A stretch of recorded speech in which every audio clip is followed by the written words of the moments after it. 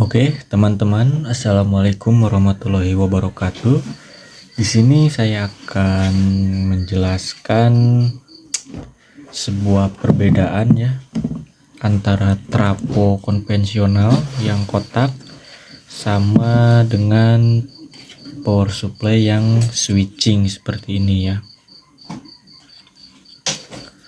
Oke, kita bahas dulu pertama kali ya. Kelebihan SMPS untuk power amplifier. Yang pertama itu SMPS memiliki kelebihan besar dalam hal efisiensinya energi dibandingkan dengan power supply linear lainnya. SMPS menggunakan metode switching untuk mengubah tegangan dari AC menjadi DC yang lebih efisiensi dibandingkan dengan metode linear yang digunakan oleh power supply linear.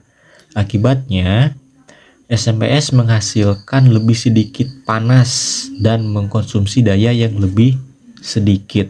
Seperti itu loh. Nah, untuk ukuran atau besarnya ya.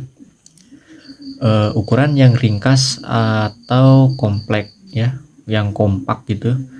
SMPS cenderung lebih ringan ya, bobotnya ini lebih ringan dan kompak ya.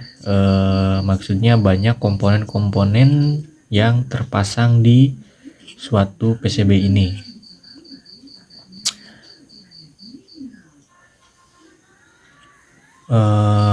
Dibandingkan dengan power supply linear atau trafo besi ya. Dibandingkan dengan trafo besi ini cenderung trafo besi ini lebih berat ya, dengan daya yang setara. Nah, hal ini membuatnya cocok untuk aplikasi yang memerlukan mobilitas atau memiliki keterbatasan ruang atau casingnya ya.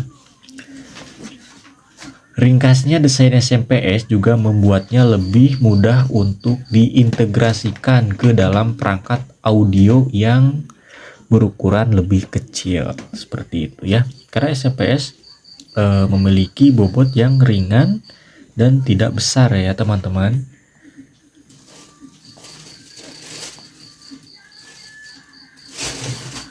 Nah, SMPS juga ya bisa rentang tegangan input yang lebih besar.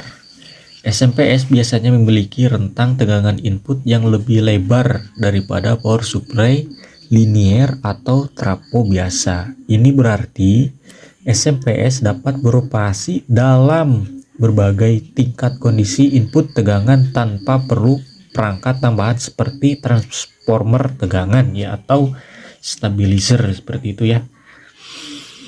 Pengaturan tegangan yang akurat. Nah, di sini yang menarik ya.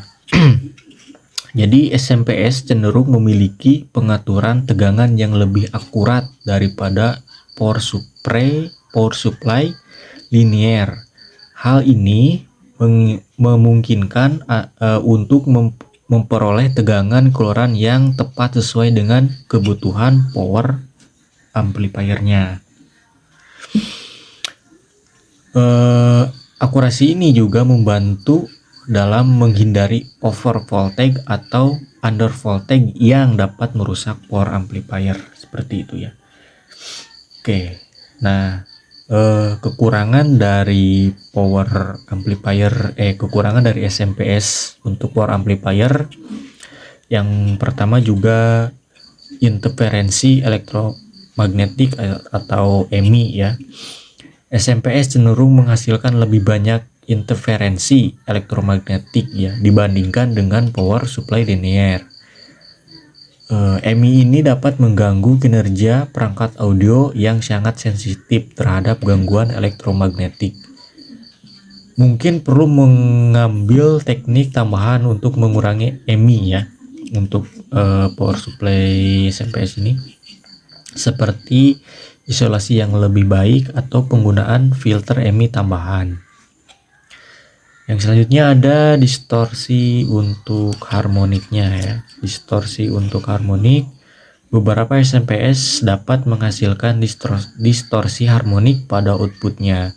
Distorsi ini dapat memasuki sirkuit audio dan menciptakan suara yang tidak diinginkan. Untuk mengatasi masalah ini, perlu menggunakan filter atau regulator tambahan. Itu ya.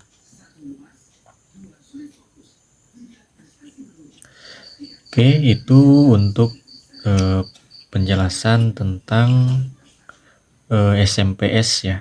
Kita lanjut ke pembahasan trapo ya.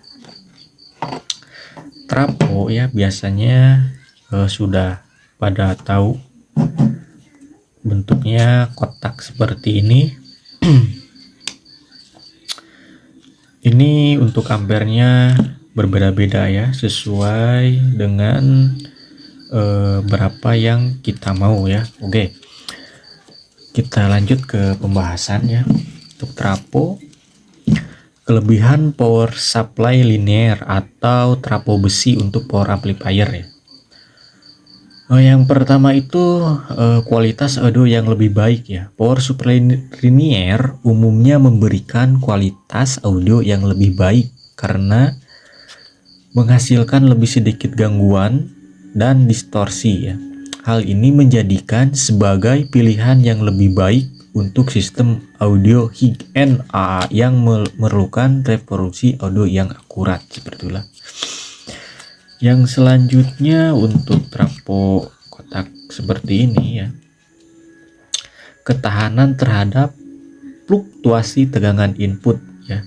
Power supply linear lebih toleran terhadap frekuensi tegangan input daripada SMPS, yang artinya dapat memberikan output yang lebih stabil dalam kondisi daya yang bervariasi. Hal ini penting untuk menghindari distorsi audio atau kerusakan pada power amplifier, seperti itu ya. Yang selanjutnya untuk trapo kotak ya, perawatan yang lebih mudah. Perbaikan dan perawatan pada power supply linear sering lebih mudah karena desainnya yang sederhana. Komponen seperti kondensator elektromagnetik yang sudah usang dapat diganti dengan mudah tanpa perlu pengetahuan teknis tingkat lebih tinggi ya. Seperti misalkan ini kapasitor udah usang, udah kering ya, bisa diganti dengan orang yang awam sekalipun ya. Nah, untuk kekurangannya dari trapo linear atau trapo besi ini ya, yang pertama itu efisiensinya rendah ya.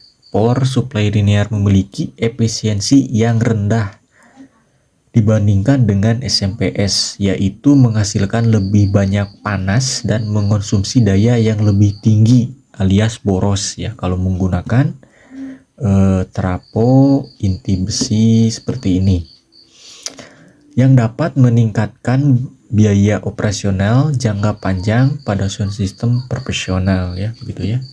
Yang selanjutnya berat dan besar. Nah, power supply linear atau trapo besi sebagai komponen utamanya adalah biasanya lebih berat dan besar dibandingkan dengan SMPS dengan daya yang setara gitu ya. Hal ini membuatnya kurang cocok untuk aplikasi yang memerlukan probabilitas atau memiliki ruang yang terbatas, seperti itu ya. Jadi kalau pakai trapo, apalagi elko-nya yang besar-besar, kita memerlukan box power amplifiernya yang lebih besar juga, seperti itu ya.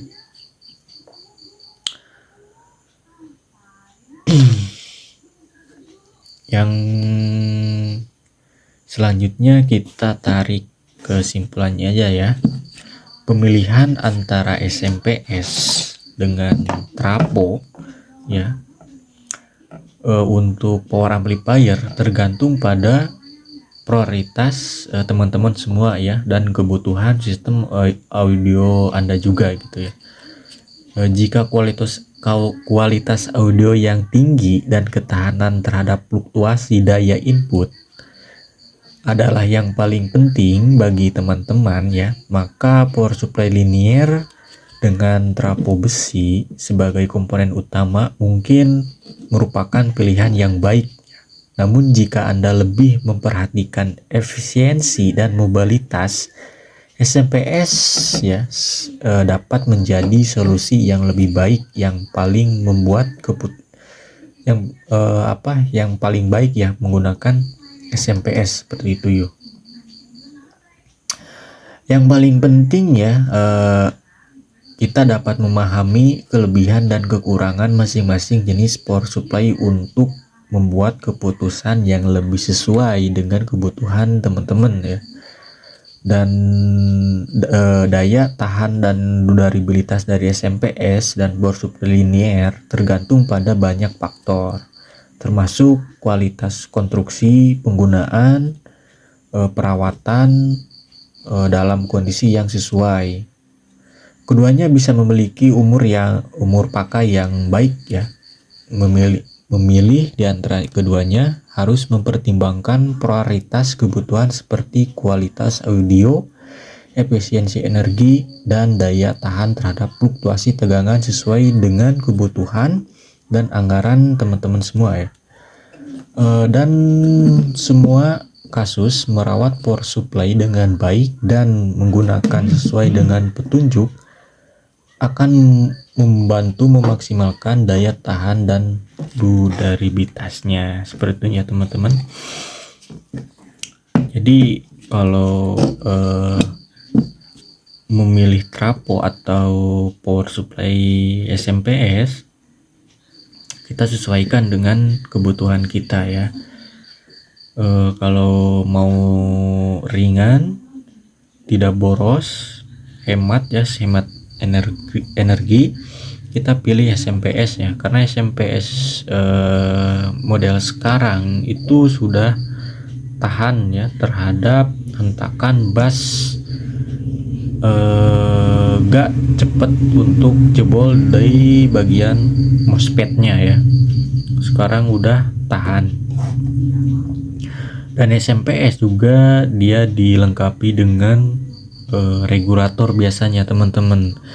Jadi regulator ini dia menyetabilkan di arus berapa yang kita mau.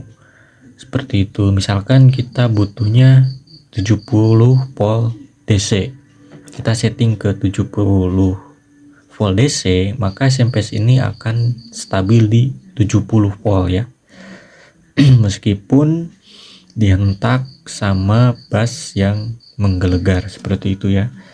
Nah, bedanya kalau kita memilih trafo kotak seperti ini ya, yang tidak ada regulatornya, kadang dia suka drop ya, walaupun dropnya 5 volt atau bisa bahkan 10 volt ya. Kalau SMPS dia itu dropnya paling 1 volt gitu ya. Kalau SMPS nya bagus, komponennya juga bagus ya.